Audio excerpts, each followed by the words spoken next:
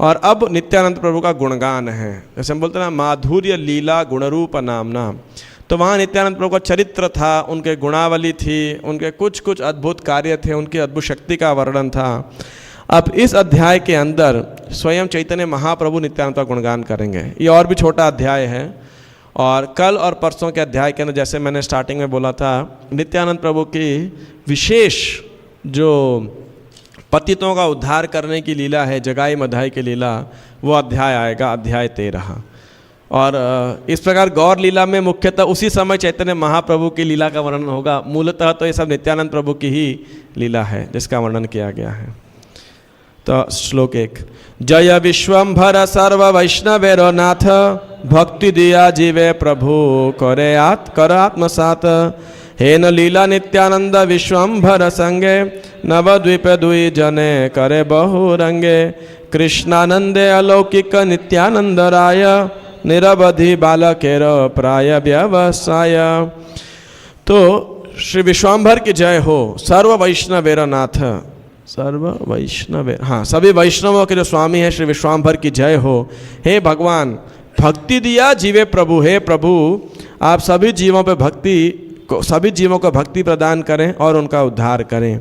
इस प्रकार नित्यानंद और विश्वाम्बर दोनों नवद्वीप में लीलाएं किया करते थे अनेक प्रकार की। नित्यानंद प्रभु पूरी तरह भगवान श्री कृष्ण के आनंद में भावावेश में रहते थे, लेकिन निरवधि बालकेर प्राय व्यवसाय, लेकिन व्यवहार कैसा करते थे वो? एक छोटे बालक के समान, ग्वाल बाल के समान जो है उनका जो है आचरण रहता था।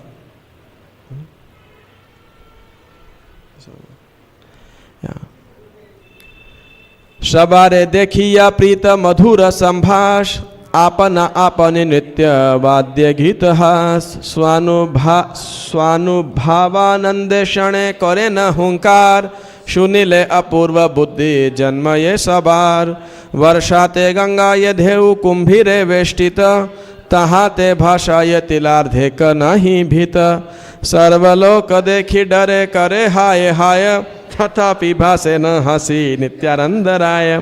तो नित्यानंद बड़ी मधुरता से हर किसी के साथ बातचीत किया करते थे। वे कभी नृत्य करते तो कभी गाते, कभी वाद्य यंत्र बजाते तो कभी हंसते, कभी कभी जोर जोर से हुंकार करते, और हर कोई उनकी हुंकार को सुन के बड़ा आश्चर्यचकित हो जाता था। और जब बारिश का समय आता था तो गंगा जी में खूब लहरें भी आती थी, उसका बड़ा तेज बहाव होता था, उसमें बड़े मगरमच्छ भी रहते थे, और उस गंगा के अंदर नित्यानंद वो आराम से जो है तैर रहे होते थे। सब लोग देख करके बड़े डर जाते थे और बोलते थे हाय हाय, लेकिन नित्यानंद प्रभु हंसते रहते, मुस्कुराते और जो है तैरते रहते। अब जो अनंत शेष हैं सागर के ऊपर लेट जाते, गंगा में लेटना तो उनके लिए क्या बड़ी बात है ना। अनंतेर भावे प्रभु भासे न गंगाए, न बुझिया सर्वलोक करे हाय हाय। आनंदे एक मिनट, हाँ, नित्यानंद प्रभु इस पर अनंत शेष अनंत के भाव में गंगा पे लेटे रहते, और उनके गुणगान, उनकी महिमा को न जान के लोग क्या बोलते हैं? हाय हाय। आनंदे मूर्छित वाये हये न कौन शन, तीन चारि दिवसे ओ नाच हय अच्छे, तीन चारि दिवसे ओ न हय चेतन, एई मत आर कत अचिंत्य कथन, अनंत मुखे ते नारी करिते वर्णन, दैव एक दिन यथा प्रभु वासी आछे, आइलेन नित्यानंद ईश्वरे रकाछे। तो कभी कभी तो भावावेश में वो आनंद में मूर्छित हो जाते और 3-4 दिन तक मूर्छा से बाहर नहीं आते, और इस प्रकार अनेक अचिंत्य लीलाएं वो किया करते थे। और विद्यानाथ ठाकुर कह रहे हैं कि यदि मेरे पास अनंत मुख भी होना तो भी मैं उनका वर्णन नहीं कर पाऊंगा। तो एक दिन नित्यानंद प्रभु दैव एक दिन यथा प्रभुवासी आछे, आइले नित्यानंद ईश्वर रकाछे। नित्यानंद प्रभु चैतन्य महाप्रभु के सामने आए और बच्चे के समान, क्या था उनका? बाल्य भावे दिगंबर हास्य श्री वदने, सर्वदा आनंद धारा वहे श्री नयने, निरवधि एई बलि करे न हुंकार, मोर प्रभु निमाई पंडित न दियार, हास्य प्रभु देखी तान मूर्ति दिगंबर, महाज्योतिर्मय तनु देखिते सुंदर, आथे व्यथे प्रभु निज मस्तके रवास, पराइया थुई लेन तथापि हास। तो नित्यानंद प्रभु ये बच्चे के समान कोई वस्त्र नहीं डाले थे, मुस्कुरा रहे थे और आंखों से उनके निरंतर अश्रु बह रहे थे कृष्ण प्रेम के अंदर। जोर से हुंकार की नित्यानंद प्रभु और क्या बोले, मोर प्रभु निमाई पंडित नदियार।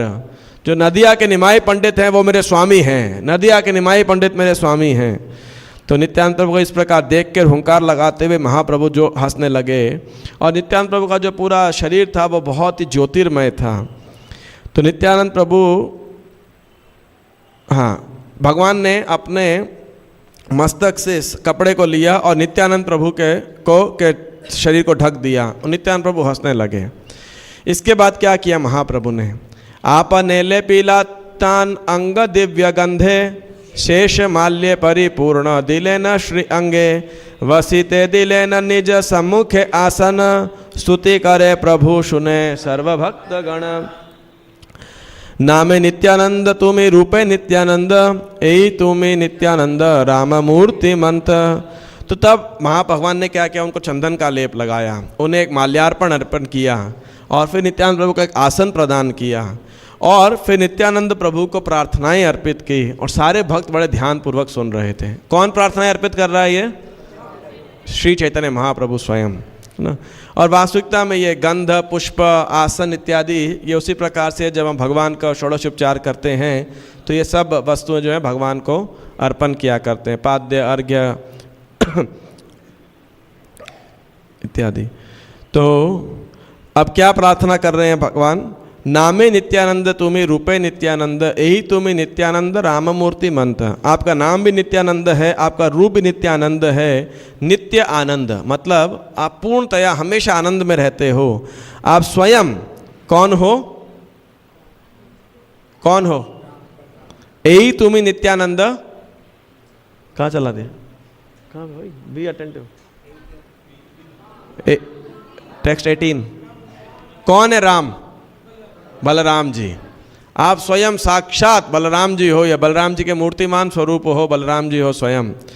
नित्यानंद पर्यटन भोजन वे भार नित्यानंद बिना किछु नाही को तुम्हारे बुझित शक्ति मनुष्य रखोथा परम सुसत्य तुम्हें यथा कृष्ण तथा चैतन्य रसे नित्यानंद महामति ये बोले न ये करे न सर्वत्र सम्मति। तो आपका पर्यटन, आपका भोजन, आपका जो व्यवहार है ये पूरा नित्य आनंद में रहता है और कभी भी आपके आनंद में कभी भी कुछ भी कमी नहीं आती है।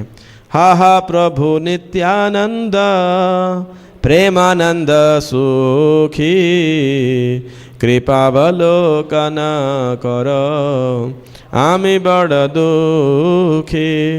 तो महाप्रभु कह रहे हैं कि आप सदैव प्रेमानंद के अंदर सुखी रहते हैं। कोई मनुष्य में क्या शक्ति है कि वह आपको समझ सके, लेकिन ये बात एक सत्य है कि जहाँ you are present wherever Krishna, जहाँ जहाँ श्री कृष्ण होते हैं आप उनके साथ में सदैव विद्यमान रहते हैं। चैतन्य रसे नित्यानंद महामति ये बले न ये करे न सर्वत्र सम्मति प्रभु बोले एक खाए कोपी न तुम्हार देह इह बड़ इच्छा आछा ये आमार। तो नित्यानंद प्रभु सदैव चैतन्य महाप्रभु के दिव्य प्रेम में एब्जॉर्ब्ड रहते हैं, तो इसीलिए वो जो कुछ भी कहते हैं, जो कुछ भी करते हैं, वो सदैव चैतन्य महाप्रभु के द्वारा सैंक्शनड होता है, ऑथोराइज्ड होता है, क्योंकि वो तो सिर्फ प्रेम के वशीभूत होकर कार्य करते हैं। तो भगवान ने उनकी महिमा को स्थापित करने के लिए, ताकि किसी भी भक्त के अंदर, उस समय के और आने वाले भक्तों के अंदर किसी प्रकार संदेह न रहे, तो भगवान ने उन्हें क्या बोला कि नित्यानंद आप हमें अपना एक कोपिन प्रदान कीजिए, मुझे इसे प्राप्त करने की बहुत इच्छा है। और इस प्रकार से एत बलि प्रभुतार कोपिन आनिया छोटा करी चिरी लेना अनेक करिया सकल वैष्णव मंडली रे जने जने खाई खाई करी प्रभु दिले न आपने प्रभु बोले ए वस्त्र बंध सब शिरे अन्य रकी दाय इहाँ वांछे योगेश्वरे नित्यानंदे प्रसादे से हय विष्णु भक्ति जानी ह कृष्णेर नित्यानंद पूर्ण शक्ति। तो नित्यानंद प्रभु के कोपिन को लेकर के भगवान ने क्या किया, उसके टुकड़े कर दिए उनका वस्त्र, और हर भक्त को प्रदान किया वो टुकड़ा। और क्या बोला, इस कपड़े का क्या करो, आप अपने सिर पर बांधो। यानी नित्यानंद प्रभु को का एक अवधूत का, एक वैरागी का जो नीचे के पहनने का वस्त्र है, उसका टुकड़ा भी अत्यधिक दिव्य है ना, इतना महान है कि वो विष्णु भक्ति प्रदान करने वाला है।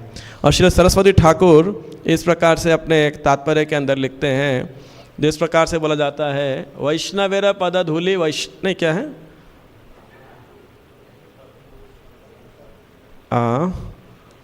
भक्त पद धूलियार भक्त पद जल भक्त भुक्त अवशेष तीन महाबल। मतलब भक्त चरणामृत, भक्त पद धूलि, भक्त के चरणों की धूलि, उनके चरण को धोया हुआ जल या उनका जूठा, इसमें क्या है, भक्ति को प्रदान करने की महान शक्ति है। जय श्री राधा राधिका रमन की जय, श्री कृष्ण बलराम की जय, जगन्नाथ बलदेव सुभद्रा की जय, श्री गौरनिताय की जय।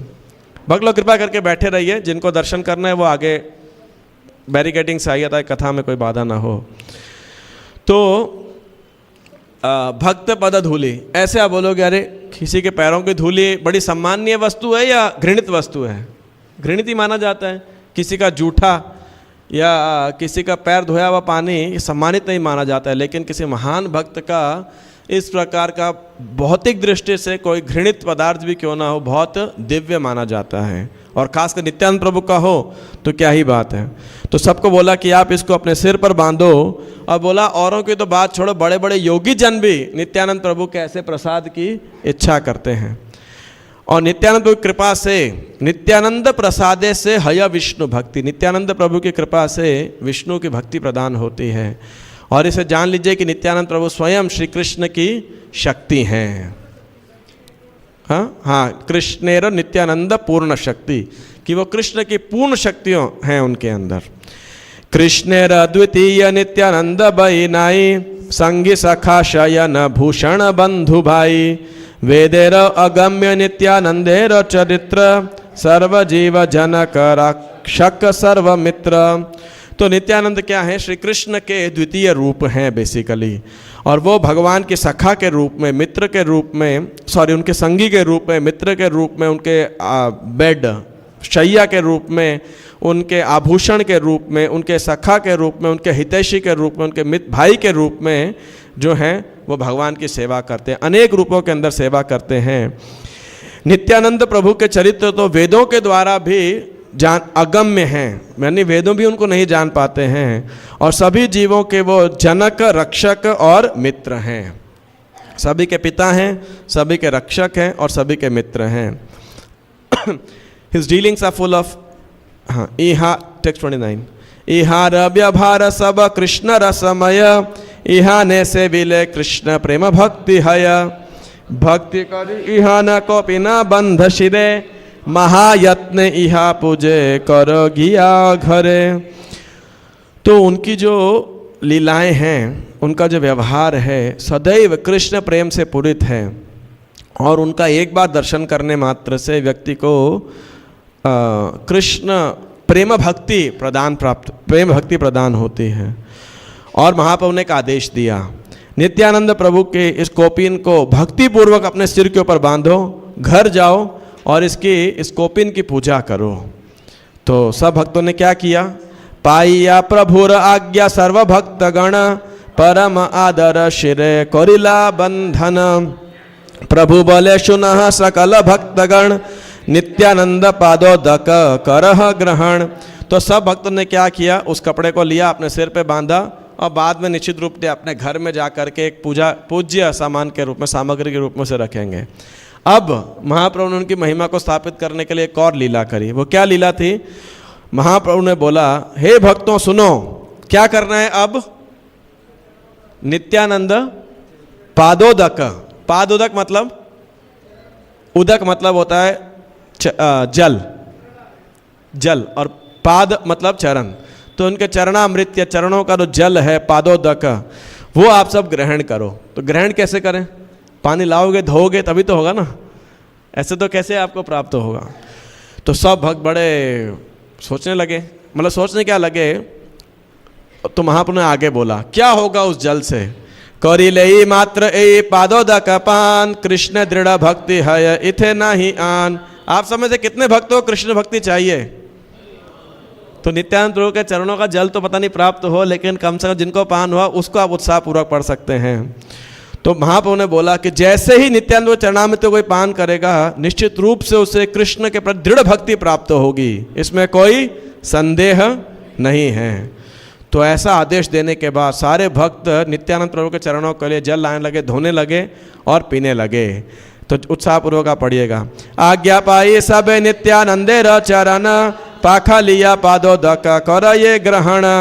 5 बार 10 बार एक जने खाए, बाह्य नाही नित्यानंद हासाये सदाय। नित्यानंद पादोदक कौतुके लौटाए, सब नित्यानंद पादोदक करी पान। मत प्राय हरि बलि कर ये आभान। तो भक्त क्या किए, नित्यानंद प्रभु के चरणों को धोने लगे, पान करने लगे। कोई 5 बारी लेकर पी रहा है, कोई 10 बार लेकर चरणामृत को पी रहा है। और नित्यानंद प्रभु तो जोर जोर से हंस रहे थे और बाह्य चेतना में थे ही नहीं कि पता नहीं क्या हो रहा है। और जहाँ बैठे हुए थे महाप्रभु, वहाँ बैठकर बड़े आनंद के अंदर नित्यानंद प्रभु के जो चरणामृत था उसको बांट रहे थे, डिस्ट्रीब्यूट कर रहे थे। और नित्यानंद प्रभु के चरणों का जल को पान करने के बाद सब क्या हो गए, मत नहीं क्या है, मत प्राय हरि बोली कर आह्वान। सब बिल्कुल कृष्ण प्रेम मदोन्मत्त हो गए और क्या बोलने लगे, हरि हरि हरि हरि हरि हरि। केह बले आजी धन्य होइला जीवन, केह बले आजी सब खंडिला बंधन। केह बले आजी हई लाम कृष्ण दास, केह बले आजी धन्य दिवस प्रकाश। केह बले पादोदक बड़ स्वादु लागे, एक न मुखेर मिष्टता नहीं भंगे। कह रहे हैं कि एक व्यक्ति बोला आज तो मेरा जीवन सफल हो गया, तो दूसरा बोला आज मेरा भौतिक जगत बंधन समाप्त हो गया। तीसरा बोला आज से मैं कृष्णदास हो गया। तो दूसरा बोला कि आज तो मेरा दिन सबसे शुभ हो गया, धन्य हो गया। तो एक और बोला कि ये जल तो इतना मधुर था कि इसकी मिठान मेरे मुख में अभी तक है, जा ही नहीं रही है। अच्छा, ये जो कोपिन वाला पास टाइम हुआ, इस पास टाइम के बाद मैं आपसे एक प्रश्न पूछता हूँ कि से नित्यानंद पादो दकेर प्रभाव, पान मात्र सबे होइला चंचल स्वभाव। केहो नाचे केहो गाए केहो गड़ी जाए, हुंकार गर्जन केहो कर ये सदाए। उठिला परमानंद कृष्णेर कीर्तन, विभल होइया नृत्य करे भक्तगण। तो नित्यानंद प्रभु के चरणों के जल का क्या प्रभाव था कि उनके जल को, चरणामृत को पीने के बाद हर कोई मदोन्मत्त हो गया, चंचल स्वभाव का हो गया। कोई नृत्य कर रहा है तो कोई गा रहा है, कोई जमीन पे लौट रहा है तो कोई गर्जन करे जा रहा है। और उसके बाद प्रारंभ हुआ क्या, एक परम आनंद कृष्णेर कीर्तन, महासंकीर्तन प्रारंभ हुआ। और सारे भक्त उसके अंदर उठ के बहुत जोर से क्या करने लगे, नृत्य करने लगे। तो यहाँ पे मेरा आपसे एक प्रश्न है, जैसे नित्यानंद प्रभु के कोपिन को चैतन्य महाप्रभु ने बोला कि आप सब मस्तक पे बांधो और फिर घर जाके इसकी पूजा करना, तो आपके अनुसार जो भगवान का अभिषेक का वस्त्र होता है, तदीया वस्तु होता है, उसको हमें क्या करना चाहिए है? जनरली डिवोटीज उसे हाथ पे बांधते हैं, आपसे कई भक्तों ने बांधा है, मैं भी बहुत साल तक बांधता था। फिर जब मैं डीटी डिपार्टमेंट में सेवा करता था तो सब हेड पुजारी से डीटी मिनिस्टर डिस्कस होता था, कई प्रश्न हम पूछते थे। तो हम पूछते थे ये भगवान के जो वस्त्र हैं, निर्माल्य इत्यादि से क्या करना चाहिए। तो वास्तविक में भगवान का जो यूज़ किया गया निर्माल्य है वो भगवान के ही समान है, तो उसका अनादर बिल्कुल नहीं होना चाहिए, बड़ा सत्कार होना चाहिए। जब हम उसे हाथ में डालते हैं तो स्वाभाविक रूप से क्या होता है, उसका अपमान होता है, सम्मान होता है। कई जगह आपको बाथरूम जाना पड़ता है, टॉयलेट जाना पड़ता है। तो मैं भी बहुत साल तक डाल के रखता था। तो हमने कई वरिष्ठ भक्तों से पूछा कि क्या करना चाहिए, तो उन्होंने बोला, ऐसा सीधा जवाब किसी ने नहीं दिया कि ऐसा करना गलत है, क्योंकि जब वैष्णव पहनते हैं तो आदरपूर्वक रखते हैं, उसके बाद समा तभी बांधते हैं। या हमारा बचपन से वो रहा है, लाल रंग का क्या बोलते हैं उसे, मोली या कलावा जो बोलते हैं, वो हाथ में बांधते तो एक हमारा संस्कार भी रहता है हाथ में बांधने का।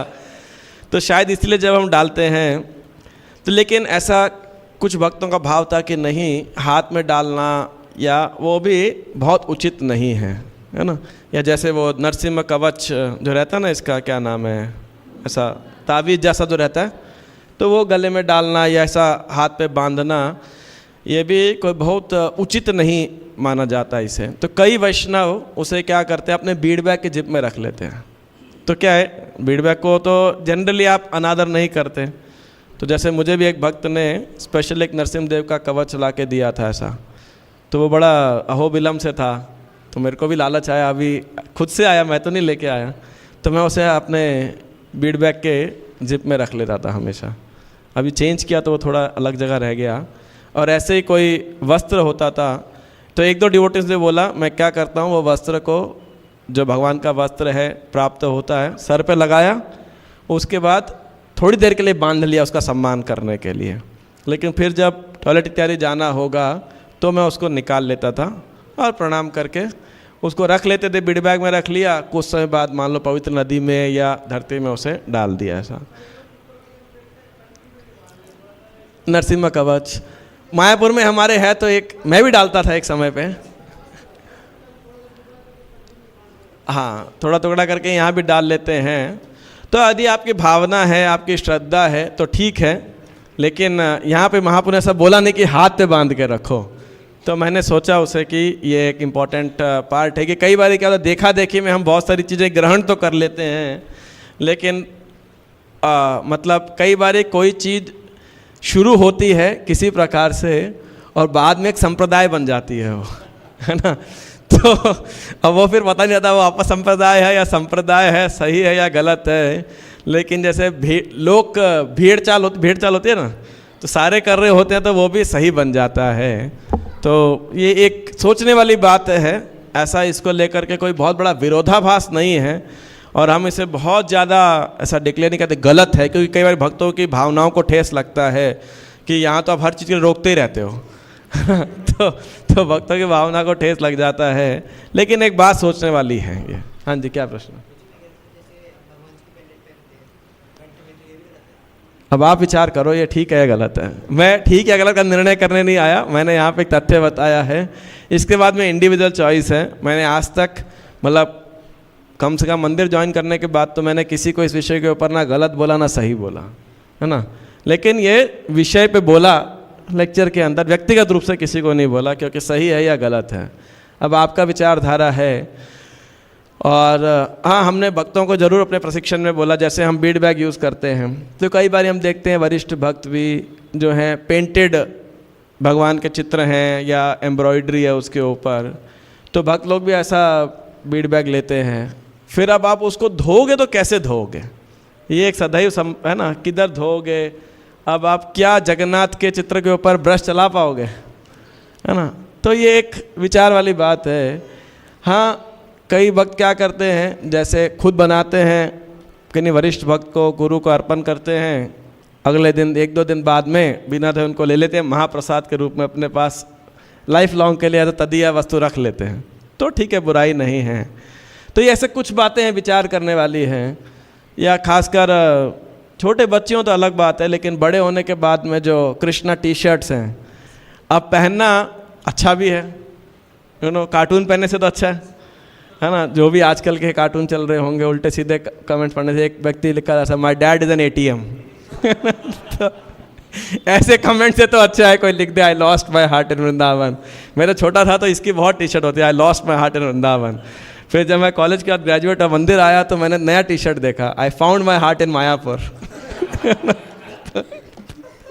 तो यानी हाँ, तो मतलब ठीक है, किसी को उल्टे सीधे कमेंट से दूर करने के लिए तो ऐसा टी शर्ट पहनना उस लेवल तक ठीक है, लेकिन उसके बाद में कोई भक्त गंभीर हो, पुराना हो जाए तो प्रयास करना चाहिए कि थोड़ा मतलब ये चीज़ कैसे सटल अपराध के प्रति हमको ऐसा वो रहना चाहिए, जागरूक रहना चाहिए कि ये भी एक प्रकार का अपराध हो सकता है ना। लेकिन हम इसको ये नहीं, ये हर किसी के व्यक्तिगत आध्यात्मिक विकास के ऊपर निर्भर है ना। मतलब आप देखो, जैसे अभी आप मान लो गले में कुछ डाले हैं, इससे पहले उल्टा सीधा गले में कोई पेंडेंट ब्रेसलेट डाल के घूम रहे होते, स्टाइल डाल के होते, उससे तो अच्छा है ना। कम से कम जो देखेगा आपको जगन्नाथ को देख रहा है, आपको भी याद आ रहा है हाँ चलो गलत कार्य नहीं करना चाहिए, जगन्नाथ है गले के अंदर, कुछ गलत नहीं खाएंगे, गलत नहीं बोलेंगे, तो अच्छा या बुरा है? उस दृष्टिकोण से अच्छा है। लेकिन जब कोई भक्ति में और उन्नत हो जाए और उसे लगे कि नहीं नहीं मुझे भक्ति में और सावधान रहना चाहिए, अपराध नहीं करना चाहिए, तो उस स्थिति के अंदर ये है कि नहीं?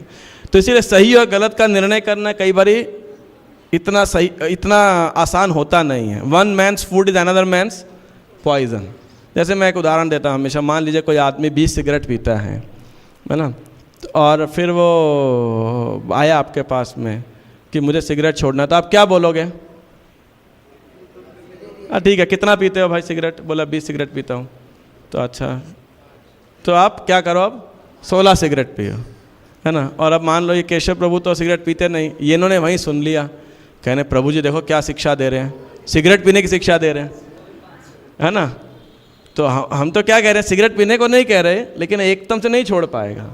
जैसे मृगारी का पास टाइम आप पढ़ेंगे चेतन चरितामृत में, तो अगर आधा पास टाइम पढ़े तो ऐसा लगेगा नारद मुनि मृगारी को क्या कहते हैं कि भाई आधा क्यों मार रहे हो, पूरा मार दो। अब किसी को यहीं तक पास टाइम पढ़ेगा तो वो क्या सोचेगा, ये नारद मुनि का दिमाग खराब हो गया लगता है, मारने की शिक्षा दे रहे हैं, बताओ आप, है ना। अब आप बताइए अगर नारद जी उस समय मृगारी को कहते कि भाई मारो ही मत, तो क्या होता? वो उन्हीं को मार देता। वो मृगारी अस्त्र शस्त्र लेके नारद जी के पीछे पड़ता। लेकिन नारद जी ने बोला ना आधा क्यों मारते हो, पूरा मारो। तो मृगारी को लगा अरे भाषा तो अपनी बोल रहे हैं, है ना, इसकी बात सुनने लायक है। तो ऐसे तो इसीलिए कभी कभी धर्म की परिभाषा ये भी होती है जो व्यक्ति को एक निम्न स्तर से, मतलब -5 से -4 तक ले आए, वो भी धर्म है। लेकिन जो व्यक्ति ऑलरेडी 5 पे है उसको बोलो तो -4 पे जा, तो वो अधर्म है कि नहीं। तो इसीलिए हो सकता है किसी नए भक्त के लिए भगवान का तदीया वस्तु हाथ में पहनेगा, बड़ा खुश होगा उसे, है ना। और कोई पुराने भक्त को लगेगा शायद मैं अपराध कर रहा हूँ। तो ये हर एक इंडिविजुअल चेतना के ऊपर है। और इसीलिए कुछ चीज़ें व्यासासन से या पब्लिक प्लेटफॉर्म से सही गलत नहीं बोली जा सकती, सिखाया जा सकता है, व्यक्ति की व्यक्तिगत चेतना के ऊपर निर्भर करता है कि नहीं, मतलब ऐसा तो जाता है। और भगवान क्योंकि भावग्राही जनार्दन है, तो यदि कोई अनजाने में, भावुकता में, भावावेश में कोई गलती कर भी देता है तो भगवान गलती दोष नहीं देखते हैं, ऐसा है कि नहीं। तो इसीलिए तो अब टेक्स्ट 44, अब वहाँ पे क्या चालू हो गया था? कीर्तन चालू हो गया था। और वो कीर्तन कैसा था? क्षण के श्री गौर चंद्र करिया हुंकार, उठिया लागिला नृत्य करिते अपार। तो कौन खड़ा हो गया वहाँ पर? श्री गौरांग महाप्रभु स्वयं, श्री गौरांग महाप्रभु के, और खूब जोर से नृत्य करने लगे।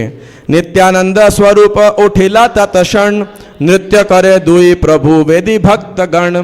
करे कार गाये के बा पड़े के बाद करे धरे, के बा कार चरणेर धूलि लय शिरे, के बा कार गला धरे कर ये रोदन, के बा कौन रूप करे ना जाय वर्णन। प्रभु करिया ओ करो किछु भय नहीं, प्रभुर भृत्य सकले नाचाय एकताई। नित्यानंद चैतन्य करिया कोला खुली, आनंदे नाचना दुई प्रभु कुतूहली। पृथ्वी कंपित नित्यानंद पद तले, देखिए आनंद सर्व गणे हरि बले। तो क्या हुआ? चैतन्य महाप्रभु खड़े हुए, अब कौन खड़ा हो गया उस कीर्तन के अंदर? नित्यानंद प्रभु। और दोनों भाई भक्तों के बीच नृत्य करने लगे। और इतना मदोन्मत्त कीर्तन हुआ, किसी को नहीं पता कौन किसके ऊपर गिरा, किसने किसको पकड़ा, किसने किसके चरण धूले अपने सर पे ली, कौन किसके गले को पकड़ के रो रहा था, किसने क्या किया, सब बाह्य चेतना से बाहर। अब ये एक इम्पॉर्टेंट पार्ट है, ये कीर्तन और इस प्रकार का नृत्य किसके लिए है? जो बाह्य चेतना में नहीं है। कई बार हमारे भक्त लोग भी तरह के जिम्नास्टिक्स करने लग जाते हैं, है ना। तो कीर्तन में एक बारी प्रभुपाद जी कीर्तन कर रहे थे माइक, स्टेज के ऊपर माइक पे, तो देखा भक्त लोग बड़ा ऐसा अलग विद बॉक्सिंग स्टाइल में, पता नहीं कुछ स्टाइल में अलग प्रकार से कीर्तन कर रहे थे और खूब उत्साहित होकर कीर्तन हो रहा था।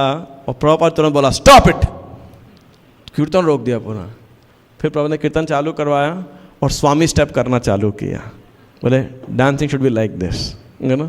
तो कहने का अर्थ है कभी कभी उत्साह में कोई करे अलग बात है, अन्यथा मर्यादा का उल्लंघन तब भी नहीं होना चाहिए जब तक कि आप और सब लोग जो वहाँ पे सारे ही मतलब पागल हैं, है ना, तो अलग बात है। अगर सभी कृष्ण बाह्य चेतना से बाहर हैं तो ऐसा उल्टा सीधा कुछ भी डांस कर सकते हैं। आप गिर रहे हो, अपने आंसू नहीं रोक पा रहे हो, हुंकार कर रहे हो, है ना, तो ठीक है। अन्यथा उत्साहपूर्वक नृत्य करना चाहिए, लेकिन जिस प्रकार श्रील प्रभुपाद ने और हमारे खासकर प्रभुपाद ने हमें सिखाया बेसिकली। तो द डिवोटीज प्रभु करिया ओकारोप किछु भय नाय प्रभुर भृत्य सकले नाचाय एकताएं। हाँ, तो किसी भक्तों को भी डर नहीं था, भगवान हमारे बीच में नृत्य कर रहे हैं। भगवान और भक्त सभी एक साथ नृत्य कर रहे थे। चैतन्य महाप्रभु और नित्यानंद प्रभु ने एक दूसरे का आलिंगन किया और आनंद में नृत्य किया, और नित्यानंद प्रभु के चरण कमलों से पूरी पृथ्वी कंपित होने लगी। और नित्यानंद प्रभु के नृत्य को देखकर सब भक्त क्या बोले? हरि हरि हरि हरि हरि हरि। प्रेम रसे मत दुई वैकुंठ ईश्वर, नाचे न लइया सब प्रेम अनुचर। ए सब लीलार कबू नाही परिच्छेद, आविर्भाव तिरोभाव मात्र कहे वेद। एई मत सर्वदिन प्रभु नृत्य करी, वसिले न सर्वगण संज्ञ गौर हरि। हाथे तीन ताली दिया श्री गौर सुंदर, सबारे कहे न अति अमाय उत्तर। तो सब आनंद में होगा। तो खास दोनों प्रभु नित्यानंद चैतन्य महाप्रभु बिल्कुल आनंद में मदोन्मत्त होकर अपने भक्तों के साथ नृत्य करने लगे। हालांकि वेदों के अंदर ऐसी लीलाओं का प्रकट और अप्रकट्य बोला गया है, आविर्भाव, लेकिन ऐसी लीलाएं अनंत हैं, कभी समाप्त नहीं होती हैं, वो निरंतर हैं। और इस प्रकार पूरा दिन नृत्य करने के बाद चैतन्य महाप्रभु अपने भक्तों के साथ बैठे, अपने हाथों से 3 ताली बजाया और चैतन्य महाप्रभु ने बड़े गंभीरता पूर्वक भक्तों को इस प्रकार बोला। प्रभु बले ए नित्यानंद स्वरूपे रे, ये कर ये भक्ति श्रद्धा से करे हमारे। इहान चरण शिव ब्रह्मार वंदित, अतएव इहाने कोरिह सबे प्रीत। तिलार्धे कइहाने जहार द्वेष रहे, भक्त हईले ओसे आमार प्रिय नहे। वत्सत तहारे ओ कृष्ण न छाड़े बे सर्वथाय। तो नित्य भगवान ने बोला, जो कोई भी नित्यानंद स्वरूप में श्रद्धा रखता है, उनके सेवा में इस प्रकार लगता है, वास्तविकता में मेरे में श्रद्धा रखता है और मुझे सेवा करता है, उनके चरण कमल तो ब्रह्मा और शिव जी के द्वारा भी वंदित हैं। इसीलिए आप सब उनके प्रति अपना प्रेम प्रदर्शित करो। यदि कोई व्यक्ति एक तिलार देकर तिल के समान में उनके प्रति ईर्ष्या रखता है, तो चाहे वो भक्त भी क्यों ना हो, लेकिन मुझे कतई प्रिय नहीं है। और जो व्यक्ति नित्यानंद प्रभु के देह से स्पर्शित हवा भी उसको स्पर्श कर जाती है, कृष्ण उस व्यक्ति को कभी नहीं छोड़ेंगे। यानी नित्यानंद प्रभु में क्या शक्ति है। तो इस प्रकार से जब चैतन्य महाप्रभु ने यह ऐलान किया, सुनिया प्रभुर वाक्य सर्वभक्तगण, महाजय जय ध्वनि करिला तखन। तो महाप्रभु के ऐसे वचन को सुन के सभी भक्त क्या बोलने लगे? जय जय जय जय।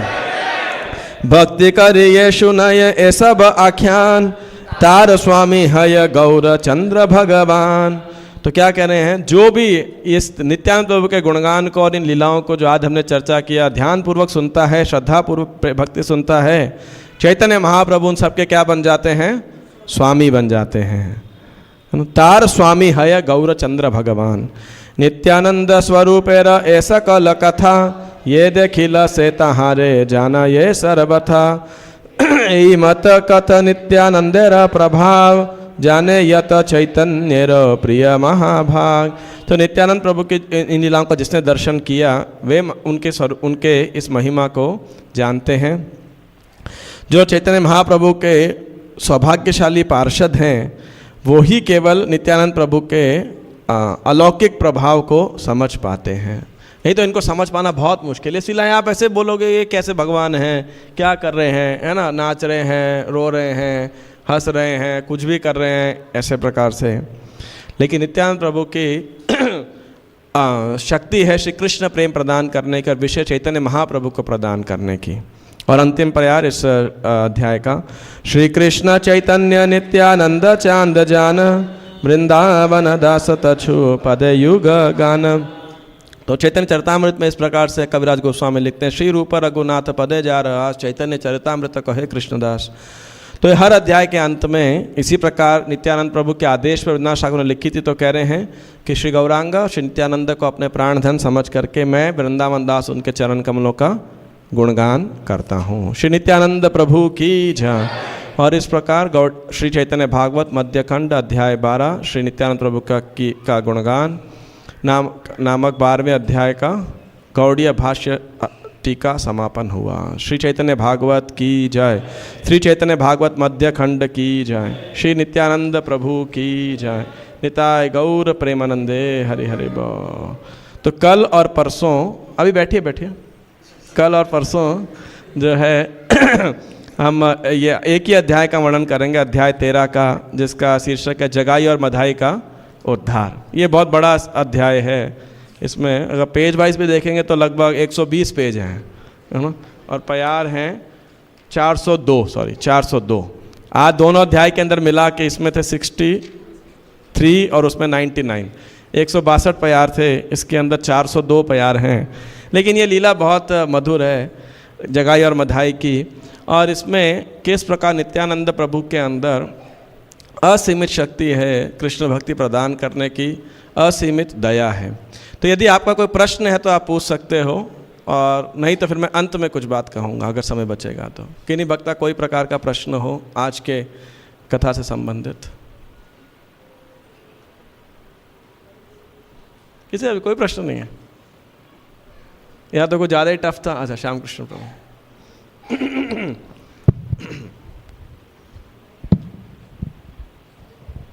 हरे कृष्ण प्रभु, बहुत अच्छे तरीके से आप समझाए। लेकिन एक मेरा प्रश्न इसके विषय में था, जो वस्त्र के और जो उत्तरीय के विषय में था, कि भागवत में हम लोग पढ़ते हैं 11वें स्कंद में कि उद्धव जी स्वयं कहते हैं कि उच्छिष्टो भोजिनो दासा तो माया जय मई।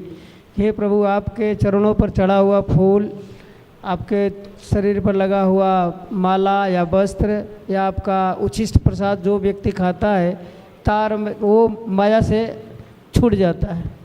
तो अगर इस भाव से अगर कोई भक्त अपनी पवित्रता के लिए अगर इस चीज़ को अगर अपने शरीर पर धारण करता है वो उस भाव में, तो ये मतलब किस दृष्टि से मतलब ये देखा जाए कि हम उस महिमा को जान करके तब हम अगर धारण करते हैं तो क्या होगा?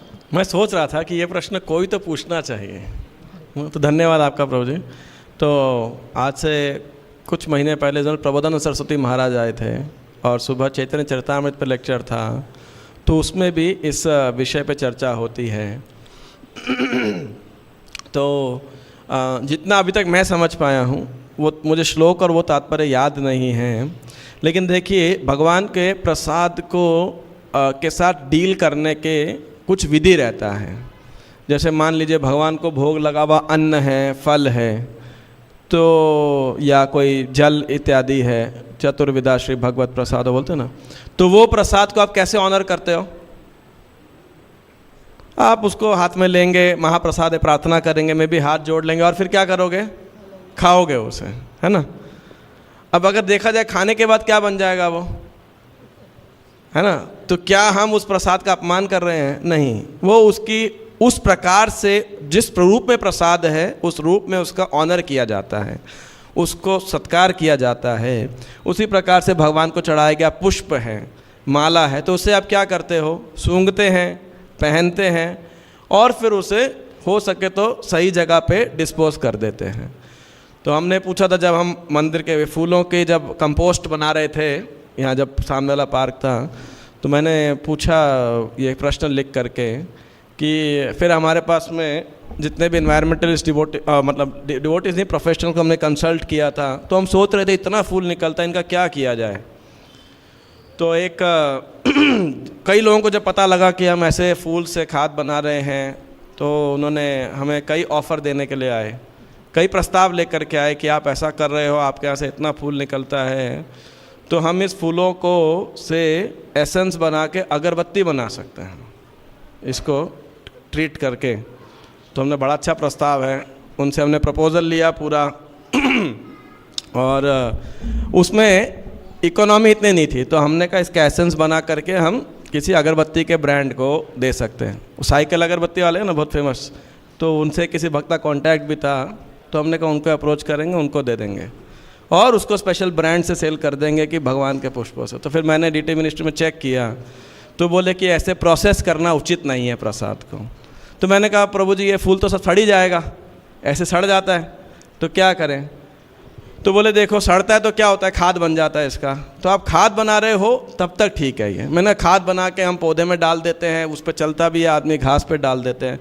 कह रहे वो इसकी नेचुरल प्रोसेस है डिकम्पोज होने की, अगर मैं इसको ऐसा भी छोड़ दूंगा तो ये सूख के डिकम्पोज ऑटोमेटिकली होगा, तो उसमें गलत नहीं है। लेकिन इस फूल के में होली का एक बार हमने रंग बनाना शुरू किया था ऐसा ही, तो फिर हमने 2-1 साल पहले ऐसा किया था, वर्कशॉप किया था, उसको ही बंद कर दिया, क्योंकि फिर वह गुलाल रंग बनाएगा, फिर उसको कोई फेंकेगा, पैर में लगेगा, तो ऐसे वो बंद कर दिया।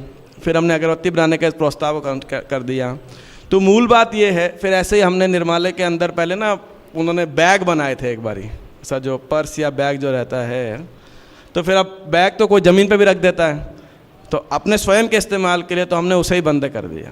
तो अब जो हम निर्मालय स्टॉल में बनाते हैं वो वही वस्तु है जो भगवान को चढ़ती है। तुलसी का स्कर्ट हो गया, लड्डू गोपाल गौनिताई की पोशाक हो गई, या भागवतम कवर हो गया, उसी प्रकार का भगवान के लिए आसन हो गया, वो हमारे काम का नहीं है बेसिकली, मतलब हमारे उपयोग के अंदर। तो कहने का जो मेरे इतने उदाहरण देने का जो अर्थ है वो ये था कि भगवान के जिस रूप में प्रसाद निकलता है उसको ऑनर करने की, उसको प्रसाद ग्रहण करने की विधि होती है। तो उस विधि तक ग्रहण करना ठीक है, लेकिन उस विधि के आगे एक्स्ट्रापोलेट करना वो उचित नहीं है। तो जैसे कि मान लीजिए अब स्वाभाविक हमें माला पहनते हैं, टॉयलेट में नहीं जाते हैं, हम आप पवित्र स्थान पे नहीं लेके जाते, तो ऐसे ही भगवान के और कोई तदीया वस्तु है और हमें उससे प्रेम है, तो हम उसे अपने पास में रख सकते हैं, ये इंश्योर करते हुए कि हम उसका अपमान ना करें। और ये बात हम नए भक्तों को ना बोले। मान लीजिए कोई उत्साहित होकर टी शर्ट पहन के आ रहा है, जैसे मैंने बोला, तो एक बार मत रोकिए, कम से कम किसी ना किसी ये न केन प्रकार है ना मनः कृष्ण निवेश है, फिर वो नियम अग्रह हो जाएगा। लेकिन पुराने भक्तों को जिसकी चेतना लगे कि शायद मेरे को एक स्टेप आगे बढ़ना चाहिए, तो मैं भी अभी जैसे अभिषेक का वस्त्र होता है, मुझे पहले हमेशा मतलब स्वाभाविक भी मिल जाता था, अच्छा भी लगता था, तो लेकिन उसके बाद से मैं उसको लेता हूँ, सर पे लगा देता हूँ और हमारे जो भक्त देते हैं उनको वापस लौटा देता हूँ, कहाँ संभालूंगा। 1-2 थे, उसको काफ़ी समय तक बहुत दिव्य था वो वस्त्र, तो बीड़ बैग में रखा, रोज़ निकालता था, स्पर्श करता था, वापस डाल देता था, ऐसे है ना। तो अब जैसे भगवान की थाली है ना, तो क्या हम उस थाली को, कटोरी को, जब नई थाली ले आते हो आप बदलते हैं ना ऐसा, तो फिर उसमें खा सकते हैं या नहीं खा सकते हैं? है, लेकिन है तो भगवान का महाप्रसाद, स्वीकार कर सकते हैं। और किसी भक्त ने बोला कि नहीं भगवान का प्रसाद है, खा सकते हो, लेकिन फिर उसमें आप, वो भी भगवान का प्रसाद ही है ना, तदीया वस्तु है, लेकिन अब उसको आपको जूठा भी जाएगा, उसके अंदर आपका वो भी जाएगा, तो उचित नहीं है। अच्छा, अब भगवान को कभी आप यात्रा में डिस्पोजेबल में भोग लगाते हो, अब उस डिस्पोजेबल में खा सकते हैं या नहीं खा सकते हैं? अब ये बड़ा वो आता है, खा भी लेते हैं, ऐसे ही फेंकना ही पड़ेगा उसे, है ना, तो क्या किया जाए, है ना। और इनफैक्ट मतलब ठीक है, ज़्यादातर भगवान के बर्तन मान लो पुराने ज़माने में तो सोने के होते होंगे, आज किसी मंदिर में नॉर्मली चांदी के होते हैं भोग लगाने के, या फिर पीतल, कांसे के इत्यादि के होते होंगे, तो उसको आपने मेल्ट करा के दोबारा नई कटोरी बना ली, नया बर्तन बना लिया, वो बहुत बढ़िया है, बना लिया तो। और नहीं तो जनरली भगवान को कई जगह पे भोग किस में लगाया जाता है? मिट्टी के बर्तन में। आप पुरी में जाएंगे, जगन्नाथपुरी में सब मिट्टी का बर्तन होता है, या चैतन्य में वर्णन आता है हमेशा केले का पत्ता या बड़े पत्ते के ऊपर भोग लगाया जाता है। उस पत्ते का क्या करोगे आप? खाओगे या नहीं खाओगे उस पत्ते के ऊपर? क्या कहते हैं आप? उस पत्ते के ऊपर खाओगे नहीं खाओगे? हैं? बड़ा जटिल प्रश्न है ना, खाएं कि नहीं खाएं। यदि आप उसे देखते हो कि इसके अंदर कृष्ण ने प्रसाद पाया था, है ना, और आपकी कृष्ण भावना का विकास हो रहा है, तो शायद आप खा लो। लेकिन यदि आपको विचार करते और लगता है यदि आपको ये लगता है कि नहीं ये अपराध है, इसमें भगवान ने खाया मैं कैसे खा सकता हूँ, तो बेटर है उसे डिस्पोज कर दो। तो ये हमारी चेतना के ऊपर है कुल मिला के। एक बार एक विदेशी व्यक्ति भारत में आया था, तो एक दक्षिण भारतीय रेस्टोरेंट में गया खाने के लिए, तो वहाँ केले के पत्ते पे उसको ये सब चावल, सांभर, रसम, डोसा, इडली सब सर्व किया। तो बाद में उसने वो क्या किया, जब खा लिया सब तो बिल देने के लिए गया, तो होटल के मैनेजर ने, रेस्टोरेंट के मैनेजर ने पूछा कि खाना कैसा था। बोले the food was very good but a salad was very stiff. उसको लगा पत्ता भी खा गया, उसको उसके देश में तो कोई पत्ते पे कौन खाता है, तो उसको लगा केले का पत्ता सलाद है, उसने उसको भी खा लिया। बोला ये बड़ा कड़क सलाद है भाई, है ना। तो अब देखो माधवेंद्रपुरी को जो मटके में मिला वो खीर चोर, उन्होंने इस मटके का क्या किया, उसको ऐसा तोड़ करके चूरा बना के कपड़े में बांध लिया और रोज़ थोड़ा थोड़ा खाते थे। अब ये बड़ा प्रश्न है कि उस महाप्रसाद क्या किया जाए और क्या ना किया जाए। तो इसीलिए कुल मिला के एक सिद्धांत है कि हमें सतर्क रहना चाहिए कि भगवान के तदिया वस्तु भगवान से अभिन्न हैं, ये मूल बात। अब ऑल्टर में अपन सेवा करते हैं, जैसे प्रभु जी सेवा कर रहे हो, लोग तुलसी की माला चढ़ाते हैं और ऑल्टर में वो तुलसी गिरता ही गिरता है, पुजारी के पैर में आता ही आता है, फिर आपको झाड़ू मारना ही पड़ता है। अभी आप कुछ भी करके तो बाद में आपको भगवान से अंगहीनम क्रियाहीनम विधिहीनम चयाद भवेत अस्तु तत्सर्वम यत क्या है, अस्तु तत्सर्वम अच्छिद्रम कृष्ण कार्ष्ण प्रसादतः यत किंचित वैकुंठ तद्रोष पस्मा। हे भगवान अपराध हो गया है, आप क्षमा कीजिए।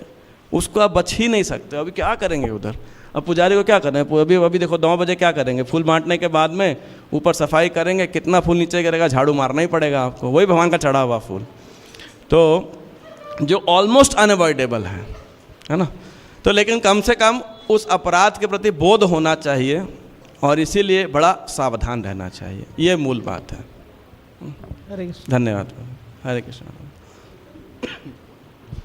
और इसीलिए कई बार सही और गलत का निर्णय कर पाना ना बड़ा एक जटिल विषय हो जाता है। Thank you prabhu ji. Hare Krishna. Thank you prabhu ji for the wonderful lecture. प्रभु जी एक बात पूछनी थी, जैसे घर में भी हमारे बिगड़े हैं। क्या है तो घर में? घर में भी ये वाला माइक दीजिए ना, वो बहुत कमजोर है। हरे कृष्णा।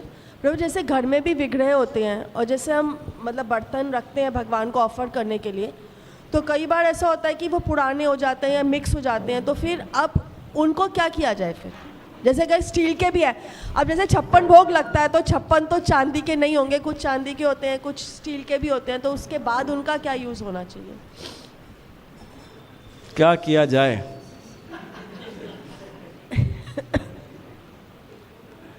एटलीस्ट मतलब हम जो करते थे, मैंने सालों से अभ्यास किया है, कई सालों से डीटी किचन के जो कुकिंग के वेसल्स हैं, कुकर, भगोने, कढ़ाई, करछियाँ, पलटे इत्यादि, ये सब तो हम दोबारा कुकिंग में इस्तेमाल कर लेते हैं, हाँ। लेकिन जो भगवान के कटोरी इत्यादि हैं, प्लेट इत्यादि है, तो उसको हम फिर क्या करते थे, किसी और सेंटर में बेस वगैरह के अंदर भगवान के भोग के लिए दे दिया करते थे। अब आप घर में क्या कर सकते हो, तो हाँ जी,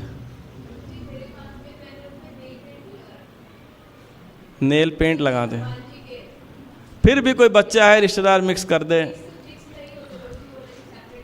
उनके घर में हो जाते हैं, ज़्यादा भोग लगाते हैं। मैं ये नहीं पूछ रही प्रभु जी, हमने बिल्कुल सेपरेट रखे हुए हैं, वो बिल्कुल सेपरेट है। मैं कह रही हूँ कई बार होता है थोड़े खराब से हो जाते हैं, पुराने हो जाते हैं, तो फिर पुराने हो जाते हैं। हाँ, नहीं वो तो बिल्कुल सेपरेट है, डिज़ाइन ही अलग रखा हुआ है कि वो सेपरेट रहते हैं, लेकिन पुराने होने के बाद एक पॉइंट के बाद तो उन्हें डिस्कार्ड करना ही पड़ेगा। आप क्या कर सकते हो? अब आप डिस्कार्ड कैसे करते हो, ये तो विचार करना, कैसा बर्तन है उसके ऊपर विचार करना पड़ेगा। मतलब फिर हम कई बार तो ऐसा ही करते हैं कि अपने उसको यूज़ भी नहीं, बेटर आप उसको स्क्रैप में रिसाइकलर वाले को ही दे दो, वो ज़्यादा अच्छा है ना, मतलब क्योंकि अब वो यूज़फुल नहीं रह गया। जय श्री श्री राधा राधिकरण भगवान की जय, श्री श्री कृष्ण बलराम की जय, श्री जगन्नाथ बलदेव सुभद्रा महारानी की जय, श्री श्री गौर निताय की जय, श्रील प्रभुपाद की जय, गौर प्रेमानंदे हरे हरे। प्रभु जी एक और था, जैसे फ्लावर्स ऑफर करते हैं, रोज माला देते हैं, भक्त शांति बना के रख सकते हैं थोड़ा।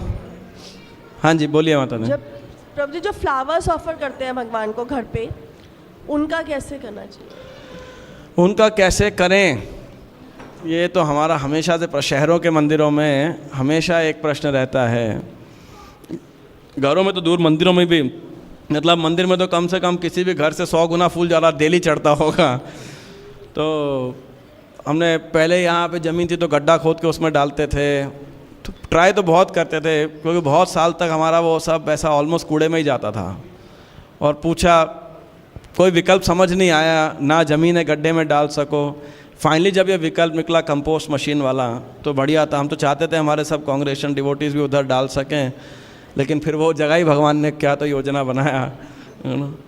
सो अगर कोई विकल्प हो तो भक्त लोग को इकट्ठा करके उसका कंपोस्ट बना सकते हैं।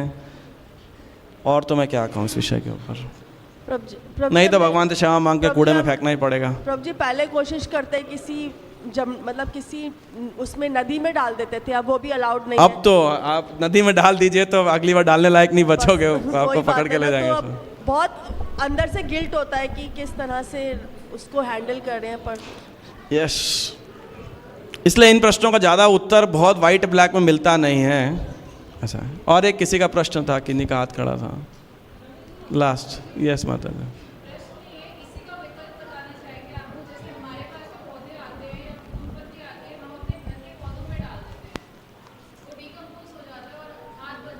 कितने डालोगे लेकिन? नहीं, यहाँ तो रोज ही चढ़ाते हैं भगवान को। हाँ, इसीलिए। यस, लास्ट प्रश्न है। हरि बोल, हरे कृष्णा प्रभु जी। ये जो भगवान के वस्त्र होते हैं पुराने हो जाते हैं, उनका क्या किया जाए? क्योंकि हर बार तो साल में 5-6 जोड़े नए बन जाते हैं, फिर वो जो पहले पहने वो इकट्ठे हुए और इकट्ठे हुए, सालों से इकट्ठे ही हो रहे हैं। उन वस्त्रों का क्या किया जाए? नहीं, आज की डेट में आप नदियों में डालेंगे, अधिकांश जगह अगर आपको पकड़ लेगा, अगर सरकार वहाँ पे स्ट्रिक्ट है और वहाँ विजिलेंस है तो दे वोंट अलाउ।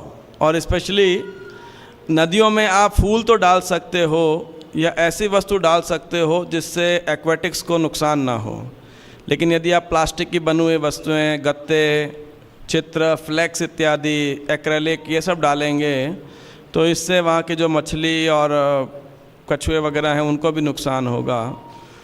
तो हम जो करते थे, आपको मंदिर का बता देता हूँ, नॉर्मली निर्मालय बनाते हैं, उसमें जो कतरन वगैरह बच जाता है तो हमने उसको इकट्ठा करते थे। और जब कभी मंदिर बनता है किधर पे, उधर फाउंडेशन डिग किया जाता है तो उधर बड़ा गड्ढा खोदा जाता है, तो उस गड्ढे में डाल दिया करते थे, जिसके ऊपर भगवान की वेदी बनेगी, नंबर 1, है ना। तो वो धरती के अंदर चले गया। और ऐसा हमने द्वारका मंदिर के, जब वहाँ का वेदी का पिट खुद रहा था तो बहुत डाला उसके अंदर। रोहिणी में तो शायद नहीं डाल पाए, लेकिन द्वारका तक हमारे पास बहुत इकट्ठा था, हमने बकाया डाला। फिर जब वो बंद हो गया, मतलब प्लिंथ से ऊपर आ गया, फिर हमने यहाँ प्लॉट के अंदर गड्ढे करके, कई बारी बहुत डीप गड्ढा करके, और काफ़ी सारा उसके अंदर डंप किया बेसिकली। तीसरा, अगर कोई अच्छी कंडीशंस के अंदर होते हैं तो राधिका रविंद्रकर हमारे बहुत छोटे हैं, फिर भी ऐसे इतने ड्रेस पोशाक ख़राब नहीं होती हैं, क्योंकि इतने हर साल इतने सारे नए फेस्टिवल आते हैं। तो कहीं विदेश में मंदिर होते हैं जहां आपके डीटीज़ में, घर में तो छोटे होते हैं, लेकिन विदेश में जहां डीटीज़ छोटे होते हैं वहां पे इतना फाइनेंशियली मंदिर स्ट्रांग नहीं होते हैं, और हमारे ड्रेसेस अच्छे कंडीशन के अंदर हैं। तो मुझे याद है हमारे पास कुछ ड्रेसेस थे और हमने 2 मंदिरों, अलग अलग मंदिरों के अंदर उसे भेजा उसे। पर ज़्यादा तो नहीं भेज पाए, जितना भेज पाए, फिर साइज़ वाइज ऑल्ट्रेशन में दिक्कत रहता है थोड़ा बहुत, लेकिन जहाँ पे एक फिट हुए तो हमने ये किया था। और आई एम श्योर आज भी हमारे पास काफ़ी सारा रखा होगा, संभाल के रखा हुआ है, जब यहाँ पे पिट खोदेंगे तो भगवान के वेदी के नीचे डाल देंगे ऐसा। फिर हम आपके पास दे जा सकते हैं? हाँ जी, आपके पास देकर जा सकते हैं? नहीं नहीं नहीं नहीं, हमारे कबाड़ी का काम थोड़ी है, पूरा मंदिर कबाड़ी बन जाएगा फिर तो आप देखिए। नहीं तो खड्डे में तो डाल ही सकते। नहीं नहीं, हमारे मंदिर का बहुत सारा डीटीज का सामान हमने कई गृहस्थ भक्तों के घर पे रखवाया हुआ है। कार्तिक का जितना भी अश्वत्थामा का पोशाक है, ज्वेलरी है, मंदिर में रखेंगे तो वो मूर्ति 2 साल में टूट जाएगी। आज 15 साल से चल रही है, 5-6 साल से गृहस्थ भक्तों के घर के अंदर ही रखी हुई है हमने वो। ऐसे ये निर्मालय का काम मंदिर में नहीं होता, मंदिर में जगह कहाँ, इंसान के लिए जगह नहीं है यहाँ पे, है ना। आप बोल रहे रख देंगे, ऐसा है ना। तो हमारी सेवा तो मत बढ़ाइए, क्षमा चाहते हैं, है ना। हरे कृष्णा। श्रील प्रभुपाद की जय। गौर प्रेमानंदे हरे हरे बोल। फिर भी आप पंजाबी बाग में निर्माल्य का वो रहेगा, सेक्शन रहेगा वेबसाइट पे, वल्लभ विशाखा माता जी का नंबर लेके उनसे संपर्क कर लो। कोई वो कुछ कर सकती हैं तो ठीक है, हमारे पास मत लाइए। हरे कृष्णा। हिज ग्रेस मुरली कृष्ण प्रभु जी की